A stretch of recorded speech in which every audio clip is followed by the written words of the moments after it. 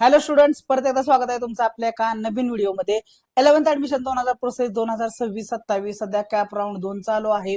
आणि तुम्हाला माहित आहे कॅप राऊंड 1 भरत असताना भरपूर साऱ्या मिस्टेक्स विद्यार्थ्यांनी केलेल्या आहेत आणि त्याच मिस्टेक्स परत विद्यार्थी कॅप राऊंड 2 मध्ये भरताना करत आहेत. आणि त्या मिस्टेक्स जर तुम्ही केल्या तर तुम्हाला कदाचित तुमचं वर्ष वाया जाऊ शकतं, तुम्हाला पाहिजे त्या कॉलेजमध्ये ऍडमिशन नाही मिळणार, अशा प्रकारच्या गोष्टी तुमच्याशी होऊ शकतात. त्यामुळे हे जर तुम्हाला टाळायचं असेल तर हा व्हिडिओ नक्की शेवटपर्यंत बघा. विद्यार्थी काही कॉमन मिस्टेक ज्या करत आहेत त्या मी तुम्हाला याच्यामध्ये 1 बाय 1 सांगणार आहे आणि त्या मिस्टेक्स तुम्हाला 101% टाळायच्या आहेत, जेणेकरून तुम्हाला आवडत्या कॉलेजमध्ये तुम्हाला ऍडमिशन मिळून जाईल. तसंच तुम्हाला आवडतं जे काही सब्जेक्ट आहेत ते तुम्हाला मिळणार आहेत आणि तुमचं पूर्णपणे व्यवस्थित ऍडमिशन होऊन जाणार आहे कॅप राऊंड 2 मधून.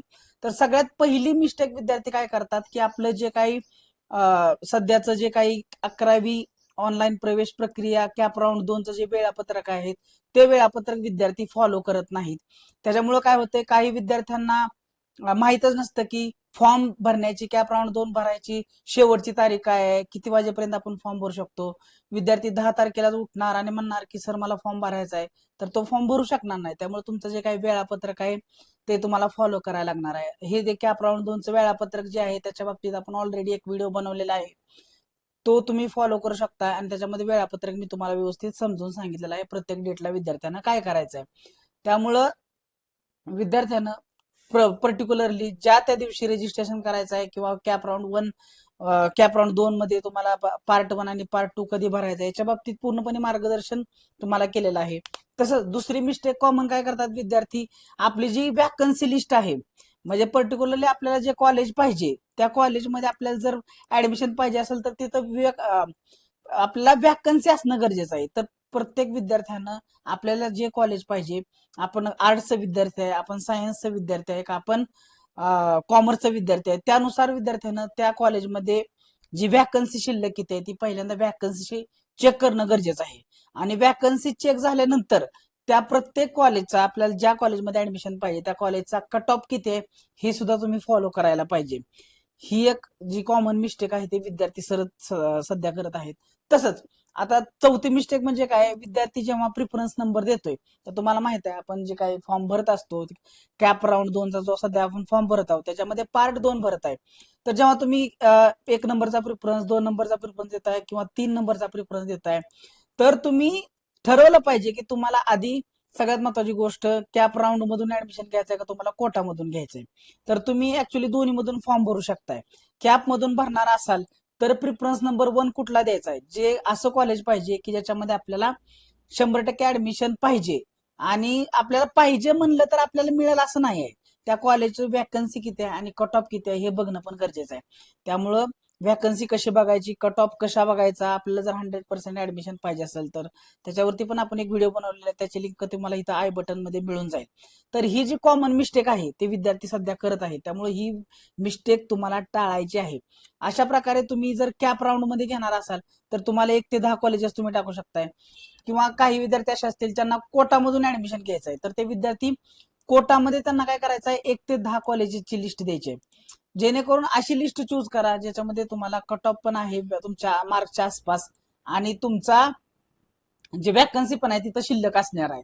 समजा एखाद्या विद्यार्थ्याला 450 मार्क्स आहेत आणि तिथल्या कॉलेजचा आधीचा कट ऑफ लागलेला आहे 460 फॉर एक्झाम्पल, तर या विद्यार्थ्याला त्या कॉलेजमध्ये ऍडमिशन मिळण्याचे चान्सेस जास्त आहेत. तो कॅप मध्ये टाकू किंवा मॅनेजमेंट मध्ये टाकू, सो कट ऑफ जो असणार आहे तो मॅनेजमेंटसाठी कॅपसाठी सेमच असणार आहे. त्यामुळे आपल्या मार्क्सच्या आसपासचा कट ऑफ असेल ते कॉलेज तुम्हाला चूज करावं लागणार आहे, जेणेकरून तुम्हाला 100% ऍडमिशन मिळणार आहे. सो आपण आतापर्यंत जे डिस्कस केलंय त्याच्यामध्ये मिस्टेक्स मी तुम्हाला वेळापत्रक फॉलो करत नाहीत, कट ऑफ लिस्ट बघत नाहीत, वॅकन्सी लिस्ट बघत नाहीत. तसंच प्रिफरन्सेस देत असताना आपल्याला जे कॉलेज पाहिजे, आता 4 नंबरची मिस्टेक मी तुम्हाला आता सांगितली. आपल्याला जे कॉलेज पाहिजे ते 4 नंबरला टाकणार, आपल्याला नाही पाहिजे ते कॉलेज 1 नंबरला टाकणार. त्यामुळे हा जो प्रिफरन्स असतो तो खूप महत्वाचा आहे. त्यामुळे प्रिफरन्स तुम्ही असा दिला पाहिजे, जे पाहिजे कॉलेज ते 1 नंबरला टाकायचं, त्याच्यानंतर जे कमी पाहिजे ते 2 नंबरला, त्याच्यानंतर जे कमी पाहिजे ते 3 नंबरला. असं करत करत करत तुम्हाला 4-5 कॉलेजची नावं ही चूज करावं लागणार आहेत. आणि तुम्ही साधारणतः मी सांगतो की 5-6 कॉलेजची नावं तुम्हाला टाकायला पाहिजेत अशी. 5-6 कॉलेजची नावं टाकायला पाहिजे, जेणेकरून तुम्हाला ऍडमिशन होण्याचे चान्सेस कॅप राऊंड 2 मधून वाढून जातील. अलग लक्षात. त्याच्यानंतर जेव्हा आपण कॅप राऊंड भरणार आहे, कॅप राऊंड 2 चे फॉर्म भरत आहे, तेव्हा तुम्हाला पार्ट 1 भरायचा असतो. पार्ट 1 ही 5 नंबरची मिस्टेक आहे. 5 नंबरची मिस्टेक विद्यार्थी काय करतात की त्यांचं जे काही कट ऑफ लागणार आहे, तर कट ऑफ लागण्यासाठी त्यांची जी कास्ट असते, उदाहरणार्थ काही विद्यार्थी SC मध्ये असतो, काही विद्यार्थी ST मध्ये असतात, काही विद्यार्थी NT असतात, काही विद्यार्थी OBC, काही विद्यार्थी EWS, काही विद्यार्थी ओपन मध्ये असणार राहिलेले. तर आपली कास्ट चूज करत असताना विद्यार्थी तिथं चूक करतात. त्यानंतर विद्यार्थीने जर सिलेक्ट करताना चुकला तर त्याला जे काही त्याचा कास्टचं बेनिफिट मिळणार आहे ते बेनिफिट त्याला मिळत नाही. अशा प्रकारे ही आहे 5 नंबरची मिस्टेक. त्याच्यानंतर 6 नंबरची मिस्टेक आहे, विद्यार्थी काय करतात, फॉर्म पार्ट 1 भरत असताना मेलचं फिमेल करतात, फिमेलचं मेल करतात. त्यामुळे जो कट ऑफ मिळायचा आहे किंवा जे काय ऍडमिशन मिळायचंय, जे काय अलॉटमेंट मिळायचे, अलॉटमेंट मिळते पण विद्यार्थ्यांना काय होतं, त्याचा फायदा मिळत नाही, कारण त्याचा फॉर्म मध्ये चुका असतात. अशा प्रकारे तुमचं जे काही त्याच्यानंतर तुमचे जे काही रिझर्वेशन असेल, तुमच्या रिझर्वेशनचे बरोबर तुम्हाला जे काही डॉक्युमेंट्स असतील ते डॉक्युमेंट्स तुम्ही वेळेत सबमिट करणं गरजेचं आहे. SC असो, ST असो, NT असो, NTA BC काय जे काय असेल ते असेल, किंवा OBC असेल, EWS असेल, तुम्ही जे बेनिफिट घेताय, जे फॉर्म मध्ये तुम्ही सबमिट केलेलं आहे, तर फक्त ते मिळण्यापुरतं नाही आहे, तुम्हाला त्याचे डॉक्युमेंट सुद्धा सबमिट करायला लागणार आहेत. अलग लक्षात. त्यामुळं ही झाली त्याच्यानंतरची पुढची मिस्टेक. अशा प्रकारे तुम्हाला ह्या ज्या सर्व मिस्टेक्स आहेत त्या सर्व मिस्टेक्स अवॉइड करायच्या आहेत. त्यामुळे ह्या कॉमन मिस्टेक तुम्ही अजिबात करू नका, जेणेकरून तुमचं काय होईल की तुम्हाला ऍडमिशन हे मिळणार आहे. त्यामुळं ह्या ज्या कॉमन मिस्टेक आहेत ते अजिबात करू नका.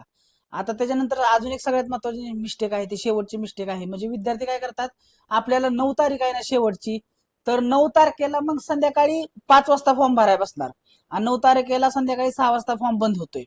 त्यामुळं असं जी लास्टचा जो रश आहे तो लास्टचा रश अजिबात करू नका. असं जर लास्टला तुम्ही खूप सारे एकत्र विद्यार्थी भरायला लागले तर सर्व्हर हे हँग होऊ शकतं आणि त्यामुळे तुमचा फॉर्म हे सबमिट होणार नाही, तुमची वेबसाईट आहे पूर्णपणे लोड खाणार. अशा प्रकारे तुम्ही ह्या ज्या कॉमन मिस्टेक आहेत ते तुम्ही मिस्टेक अजिबात करू नका. ठीक आहे. तर पूर्णपणे आपल्या व्हिडिओ जे आहेत, आपली जी युट्यूबचा चॅनल आहे त्याच्यावरती तुम्हाला 11वी ऍडमिशनच्या बाबतीत सर्व काही मार्गदर्शन हे केलं जातं. अलग लक्षात. त्यामुळे विद्यार्थ्यांनी पूर्णपणे आपल्या चॅनलला आता सबस्क्राईब करून घ्या आणि जे व्हिडिओ आहेत ते पूर्णपणे बघा, म्हणजे पूर्ण मार्गदर्शन तुम्हाला मिळणार आहे. ठीक आहे. आय होप सगळ्यांना ही माहिती पूर्णपणे समजलेली आहे. अशा प्रकारे तुम्ही ह्या ज्या मिस्टेक आहेत त्या मिस्टेक सगळ्या अवॉइड करा आणि चांगल्या कॉलेजला ऍडमिशन घ्या, असं मला सांगायचं. Thank you one and all for listening patiently. भेटूया आपण एका नवीन व्हिडिओ.